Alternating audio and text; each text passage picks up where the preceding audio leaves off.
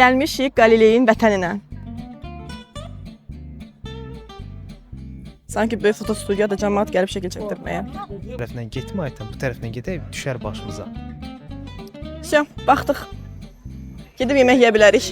Gedək məncə də. Sumkamızı da heç vaxt üstümüzdən çıxarmırıq. Bilirsiniz də niyə?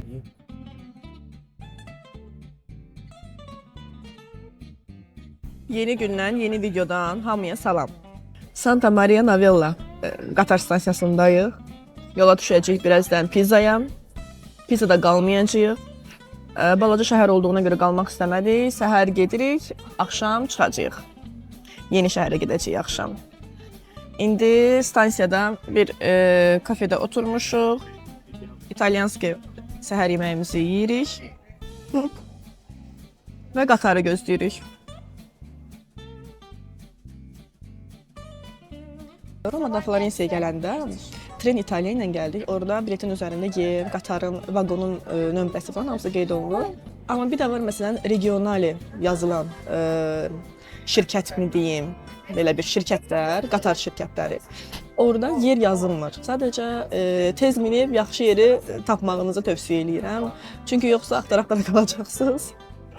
Yəni burada yer yazılmır, vaqon yazılmır. Bilet yer və vaqon olmadan satılır. Sadəcə qatara binirsiniz, istədiyiniz yerə otura bilərsiniz. Deməli çatdıq Pizaya. Baqajları təhvil verdik baqaj saxlama yerinə. Qiyməti tam gün 5 avrodur. Baqaj hesabı.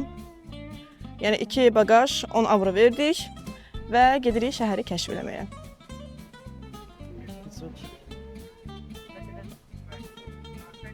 Deməli Ramizə deyirəm ki, Avropanı xarakterizə eləmək üçün 3 dənə sözdür. Çay, körpü, kilsə. Üçü də var. Çay, körpü, kilsə. Pizada bir neçə dəqiqədir varıq. İlk təəssüratımız belədir ki, şəhər deyil əslində, balaca qəsəbə kimi bir yerdir. Balaca bir yerdir. Sakitçilikdir hələ ki. Bəlkə də turistik yerə hələ çatmamışıq ona görə. Bir də burada yəni o əyri bina hamı bilir də, torpaq yumşaq olduğuna görə əyilib. Əslində burada əksər binalarda əyrilik var. Yəni ərazinin torpağı yumşaq olduğuna görə o biri binalar da əyilirlər. Yəni getdikcə tədricən əyilməyə doğru gedir. Görün burada nə var? Əyilmiş bina. Все, baxdıq. Gedib yemək yeyə bilərik. Gedək məncə də.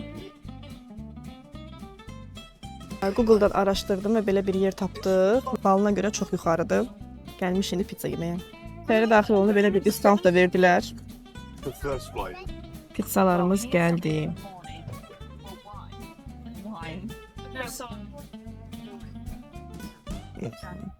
Sumkamızı da heç vaxt üstümüzdən çıxarmırıq. Bilirsiniz də niyə?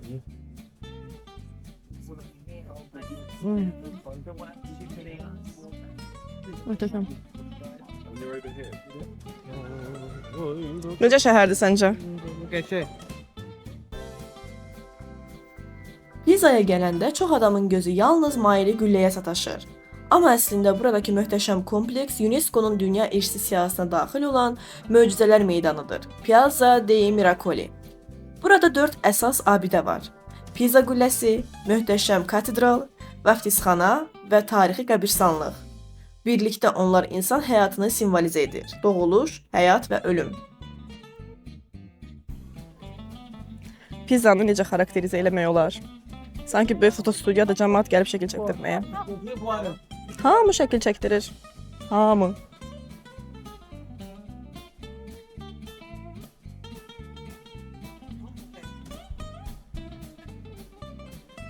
Yəni binadan çoxu insanları izləmək daha maraqlıdır.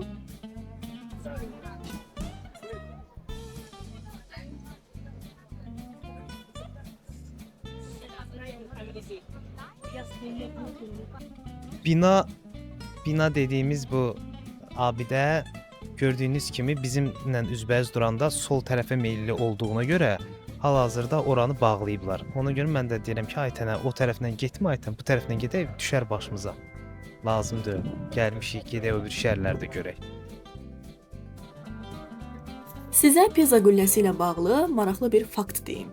Çox insan bilmir ki, qüllə əslində zəng qülləsidir və onun içərisində 7 zəng var. Bu 7 zəngin hər biri musiqidə fərqli bir notu təmsil edir.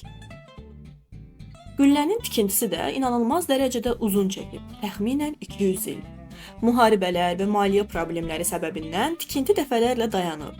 Maraqlısı odur ki, məhz bu fasilələr qüllənin tam çökməsinin qarşısını alıb. Çünki torpaq həmin müddətdə oturub və bina bir qədər sabitləşib.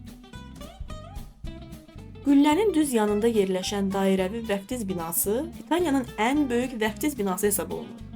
İçəridə elə möhtəşəm akustika var ki, cəmi bir səs bir neçə saniyə ərzində əks-səda verərək kiçik bir konsert effekti yaradır.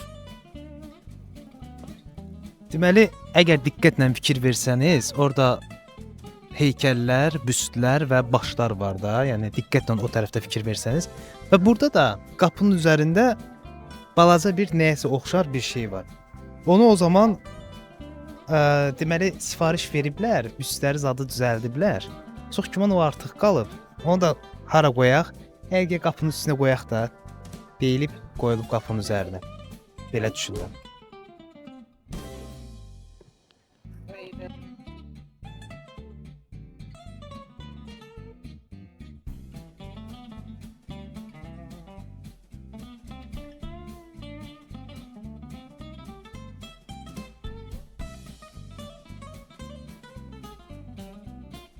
Pisa katedralının tikintisinə 1064-cü ildə başlanılıb və romanesk memarlığının ən gözəl nümunələrindən hesab olunur. Maraqlısı odur ki, məhz Pisa qülləsi bu katedralın zəng qülləsi kimi tikilib.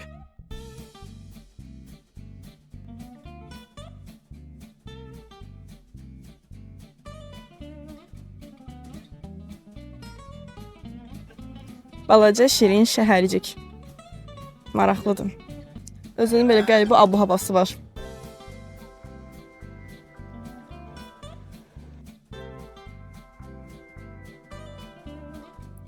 İndi isə Pisa'nın ən canlı meydanlarından biri olan Piazza Garibaldidəyik.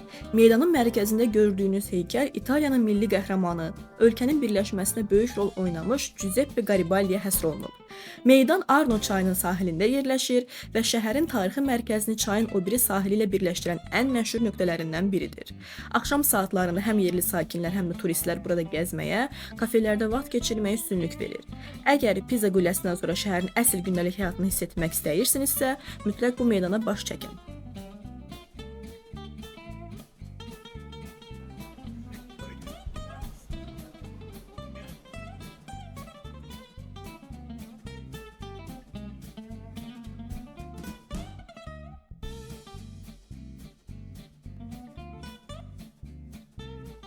Deməli, Florensiyanın əksər yerlərində qəribə qoxu var.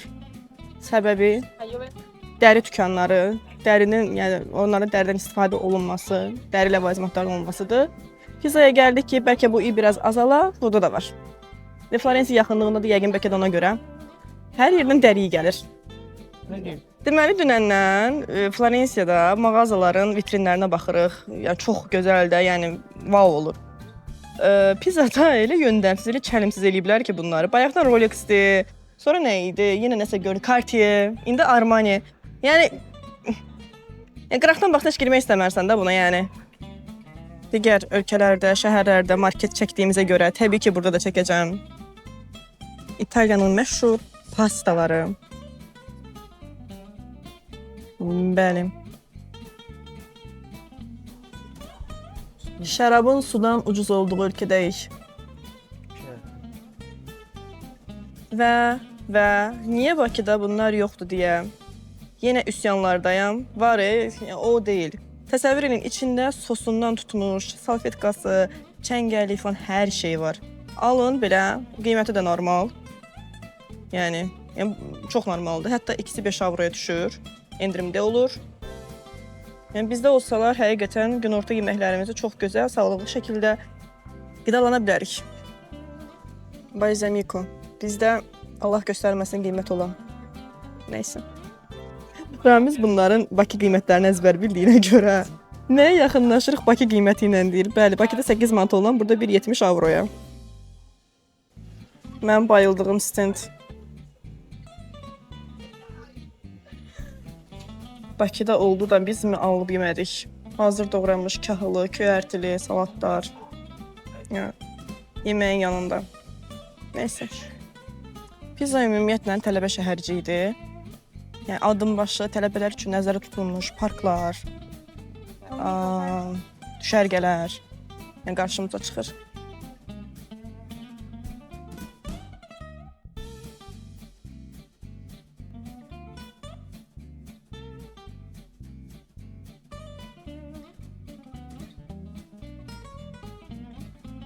Bu isə Pizanın ən maraqlı kilsələrindən biri olan Santa Caterina kilsəsidir. İlk baxışda Pizza qülləsinin yerləşdiyi meydandakı binalara bənzəsə də, özünə məxsus gotik memarlığı ilə seçilir. Fasadın ortasındakı böyük dairəvi pəncərə gül pəncərəsi adlanır. Kilsənin içərisində isə 100 illər yaşı olan qiymətli rəsm əsərləri və tarixi məzarlar qorunur.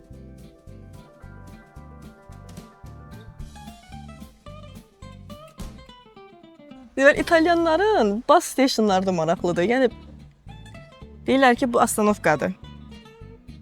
Bəli.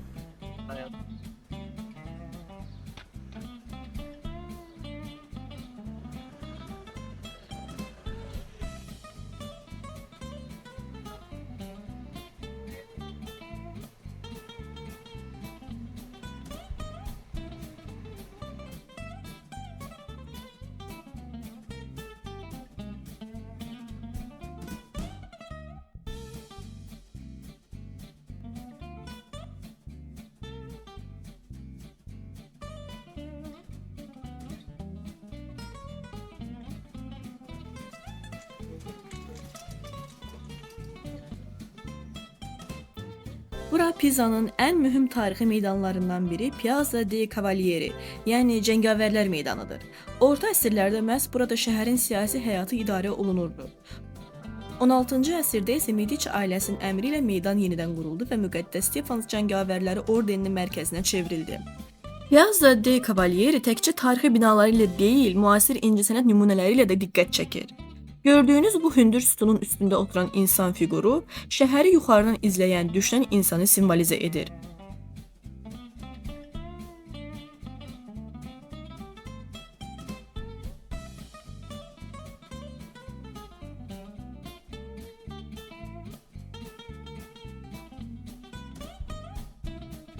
Arno çayının digər sahilinə keçdik. Yavaş-yavaş qatar stansiyasına doğru yola düşürük. Amma hələ vaxtımız var, 1 saatımız var. 1 saatı dəyərləndirməyə çalışırıq. Burada körpünü keçəndən sonra belə alış-veriş mərkəzinə, yəni küçəsinə oxşayan bir yerdəyik hal-hazırda. Hər şəhərin bir nizami küçəsi var. Bu da Pizzanın nizami küçəsi. H&M orta əsrlərdə olarsa, H&M orta əsrlərdə olarsa, part 2. Allahım, bu nə? Bu nə? Bu nə? Çox gözəldir.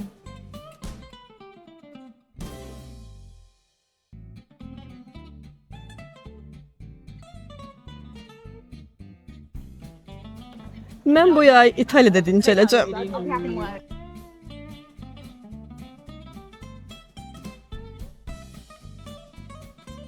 Şəhərə ilk addımı bu meydandan atmışdıq. İndi isə eyni nöqtədən vağzalın qarşısından ayrılırıq.